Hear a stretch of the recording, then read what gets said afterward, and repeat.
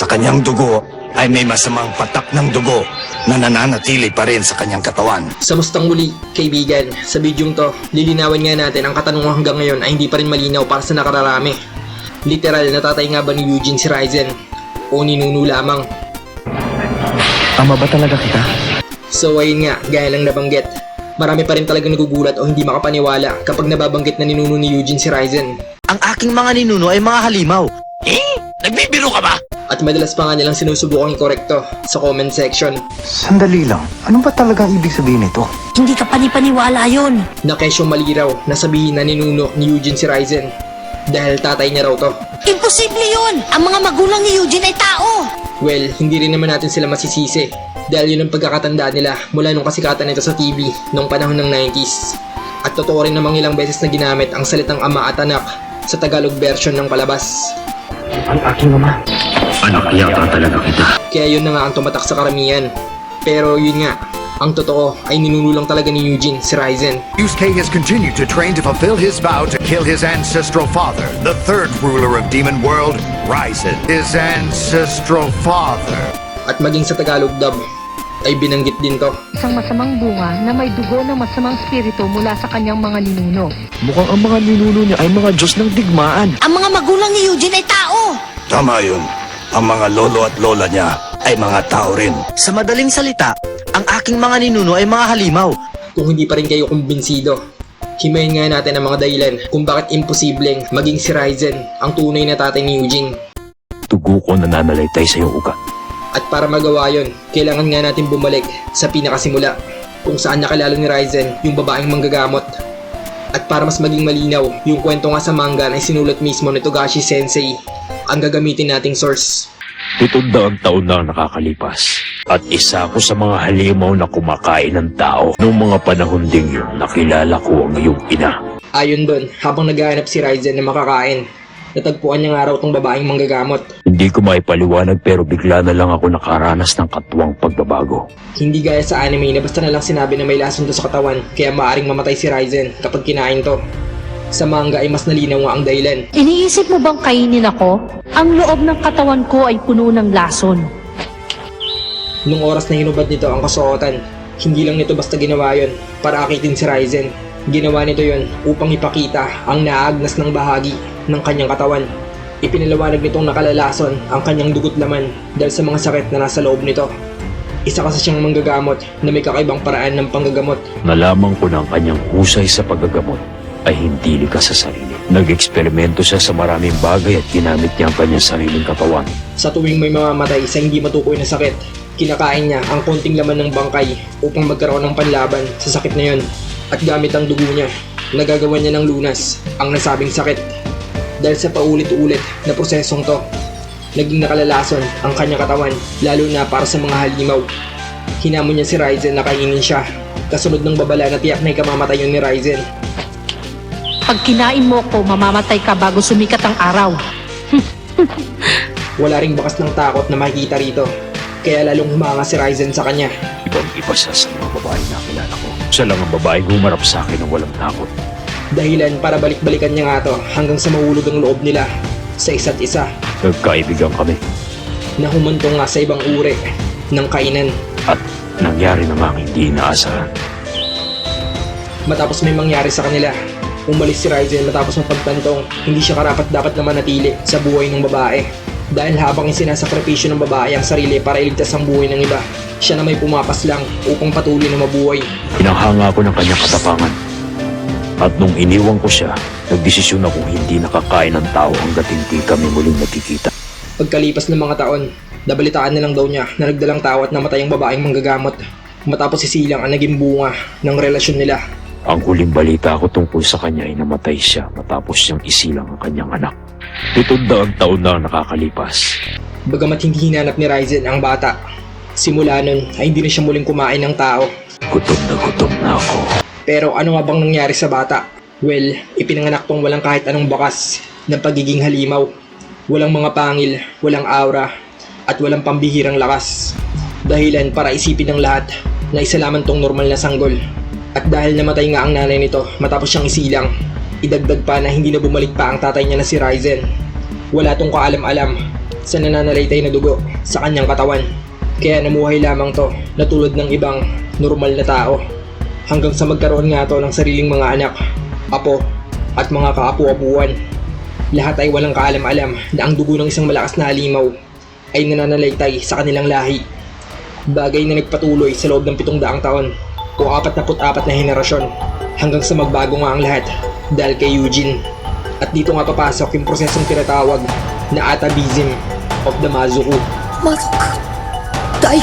一人の人間のある遺伝情報がその子供には伝わらず一代隔てた孫に伝わる遺伝である Gaya ng kinumpirma ni Jericho at Otake, ang mga magulang ni Eugene ay parehong tao. Ganon din yung mga lolo at lola niya.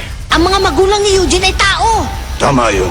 Ang mga lolo at lola niya ay mga tao rin. Pati ang mga henerasyon bago ang mga lolo at lola niya ay mga tao rin. At gaya ng nabanggit sa anime at sa manga, itong si Eugene nga raw ay ka-44 na henerasyon mula sa naging anak ni Raizen at ng babaeng manggagamot. なんということだ。浦飯祐介の44代の前魔族が人間に植え付けた忌むべき力 Na henerasyon na una sa kanya ay nabuhay sa panahon na wala pang harang. Pero paano nga ba nangyaring si Eugene ang naging tagapagmana ng lakas ni Raizen at hindi ang anak nito sa manggagamot? Gaya ng una nating natalakay, yung tunay na anak ni Raizen, yung mga naging anak at kaapu-apuan nito. At lahat ng henerasyon pagkatapos nila hanggang sa mga magulang ni Eugene ay may tuturing na mga normal na tao lamang. Ang una o pangalawang henerasyon ay maaaring hindi maapektuhan. Subalit maaaring lumabas sa susunod na mga henerasyon. At ang masamang dugo sa katawan ng tao ay maaaring magising sa naangkop na sitwasyon o sa nakatakdang panahon. Bagamat dumadaloy sa katawan nila yung dugo ni Raizen, nananatili namang tulog ang dugong yun. At ang tanging paraan nga lang para magising yun ay ang magkaroon ng sapat na lakas para masabing karapat-dapat sila na maging isang Mazuku. Kumbaga, kung mahina ka, kahit may dugo pa ni Raizen na nananalaytay sa katawan mo, mamamatay ka lang din na tulad ng ibang normal na mga tao. Bale, ito nga yung pinakapaliwanag kung bakit hindi nag-activate yung atavism of the Mazuku noong unang pagkakataon na namatay si Eugene. Wala pa nga kasi siyang sapat na lakas nung nangyari yon. Noong unang beses na namatay si Eugene, wala pa siyang kakayahan. Ibig sabihin, gaya ng mga henerasyon na nauna sa kanya, may tuturing lang din siyang isang normal at mahinang tao noong mga sandaling yun. Ang galing!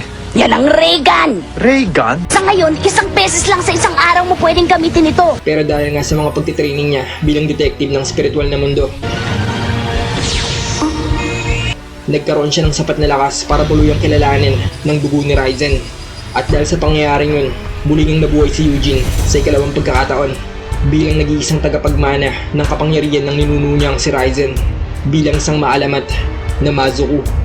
Ipapakita ko sa iyo kung paano gamitin ang iyong kapangyarihan. Isang boses ang nagsalita at si Eugene ay nagbago. Maaari kayang ninuno niya o ang dugo ng masamang spirito ang dahilan ng kanyang pagbabago. Kumanda ka ngayon! At yun na nga, ngayong malinaw na may 700 taong pagitan mula sa tunay na anak ni Raizen at kay Eugene. Sa tingin mo, magkaano-ano nga ba talaga silang dalawa? 700 taon na ang nakakalipas. Nagdesisyon akong hindi nakakain ng tao hanggat hindi kami muling nagkikita. Biologically speaking, malabong maging tatay ni Eugene, si Raizen. Unang-una, malinaw na sinabi sa kwento na may 44 na henerasyon sa pagitan nila at hindi si Eugene yung ipinanganak nung namatay na babaeng manggagamot. Noong mga panahon ding yun, nakilala ko ang iyong ina. Namatay siya matapos siyang isilang ang kanyang anak. Dahil 700 taon pa ang lilipas bago ipanganak si Eugene ng nanay nitong si Atsuko o Victoria sa Tagalog dub.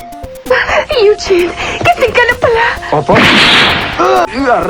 Nakipag-away ka na naman. At mas lalong hindi si Raizen ang nakabuntis sa nanay ni Eugene.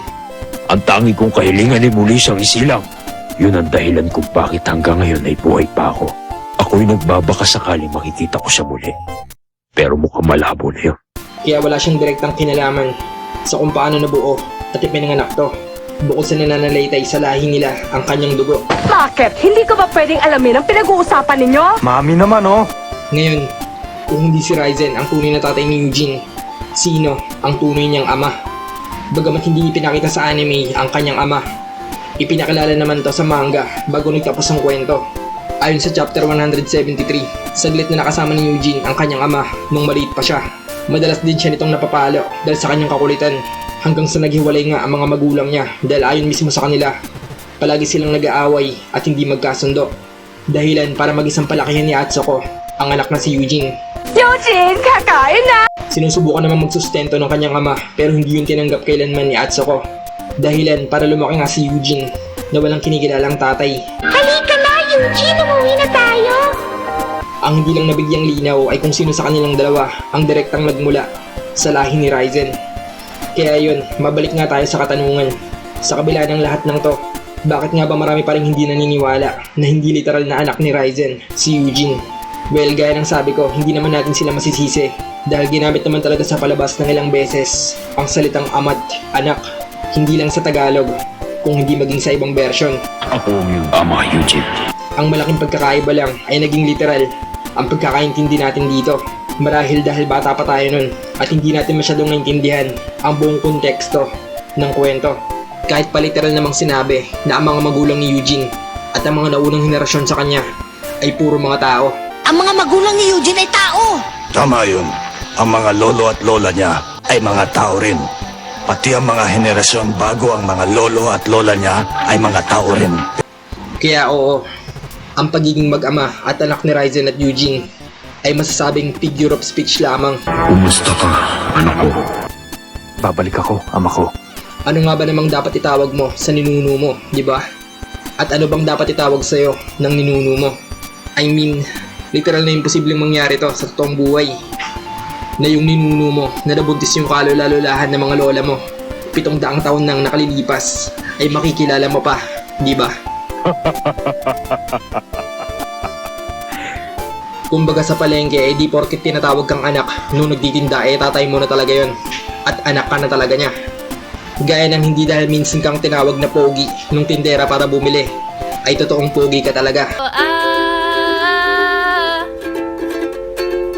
Mapapasigaw ka ng putang ina.